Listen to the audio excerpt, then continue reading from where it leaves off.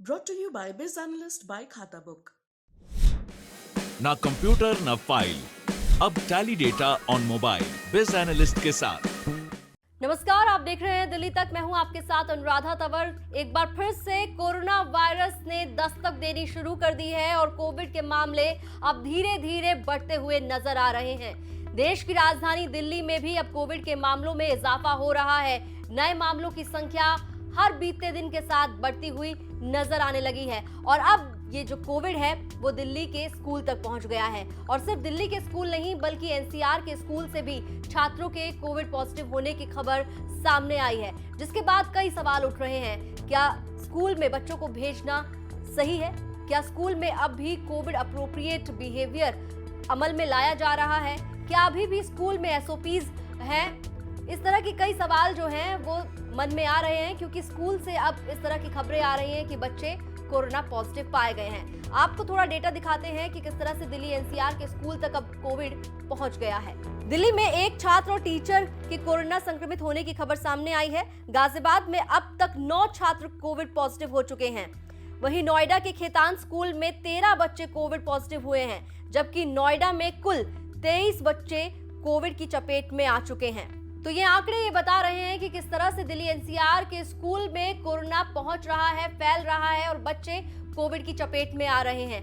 बात अगर दिल्ली की करें तो दिल्ली के शिक्षा मंत्री मनीष सिसोदिया का बयान सामने आया और उन्होंने बताया कि अभी पैनिक करने की जरूरत नहीं है और उनकी नजर पूरी तरीके से बनी हुई है कि किस तरह से स्कूल से कोविड पॉजिटिव होने की खबर जो सामने आई दिल्ली से, उसको लेकर भी उन्होंने कहा कि नजरें उनकी बनी हुई है और स्कूल्स को ये निर्देश दिए गए हैं कि जल्द ही बच्चों की सुरक्षा के मद्देनजर कोविड को देखते हुए एसओपीज जो हैं जारी किए जाए। क्या कुछ कहा है शिक्षा मंत्री मनीष सिसोदिया ने, वो आपको सुनवाते हैं। देखिए, कोविड के ओवरऑल दिल्ली में देखें तो मामलों में थोड़ी सी बढ़ोतरी हुई है, पर अभी तक इसमें कहीं भी कोई ऐसी चिंता की बात नहीं है, क्योंकि हॉस्पिटलाइजेशन नहीं है। ये जो वेरिएंट है ये भी ओमिक्रॉन जैसा या ओमिक्रॉन के उसी पे है और अभी तो इसकी जीनोम सीक्वेंसिंग और इन सब का भी होना बाकी है कि ये पुराना ही वेरिएंट चल रहा है क्या। तो कहीं से भी हॉस्पिटलाइजेशन बढ़ने की खबरें नहीं आ रही हैं।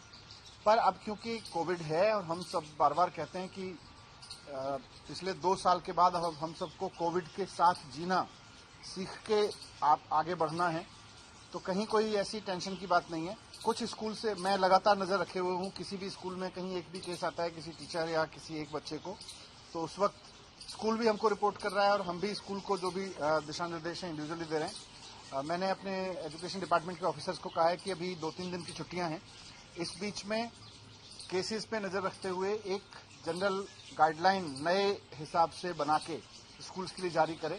तो कल तक हम एक गाइडलाइन भी जारी करें। अब जिस तरह से कोविड के केसेस बढ़ रहे हैं उसके बाद चिंता भी बढ़ रही है कि किस तरह से अब कोविड के खिलाफ जो है वो हम अपने आप को सुरक्षित रख सकते हैं, क्योंकि वैक्सीन जो है वो काफी ज्यादा लोगों को लग चुकी है, लेकिन उसके बावजूद भी कोरोना से संक्रमित लोग हो रहे हैं। और ऐसे में बहुत जरूरी है कि थोड़े से नियम कायदे कानूनों को फिर से सख्त किया जाए और इसके बारे में गंभीरता से सोचा जाए। अगर हम देखें तो दिल्ली में खासतौर पर मास्क पर से जब से जुर्माना हटाया गया है उसके बाद से लोग काफी मास्क लगाने से परहेज कर रहे हैं, चाहे पब्लिक प्लेस पर हो चाहे भीड़ भाड़ वाली जगहों पर जा रहे हैं, लेकिन मास्क जो है वो अब लोगों के चेहरे से उतरता हुआ नजर आ रहा है। और दूसरी तरफ जिस तरह से कोविड के केसेस बढ़ रहे हैं, ऐसे में इस बात को लेकर और ज्यादा चिंता हो रही है कि अब जब कोविड का नया वेरिएंट भी सामने आ गया है तो उसके बाद किस तरह से इस पर सरकार कुछ एक्शन लेगी, इस पर कुछ मीटिंग करेगी, डीडीएमए की मीटिंग होगी और उसके बाद क्या कुछ नए दिशा निर्देश जो हैं वो जारी किए जाएंगे। लेकिन स्कूल के लिए नए एसओपीज की जो बात है वो अब आती हुई नजर आ रही है कि अब स्कूल्स में नए एसओपीज जो हैं वो जारी किए जाएंगे। दिल्ली एनसीआर की खबरों के लिए आप देखते रहिए दिल्ली तक।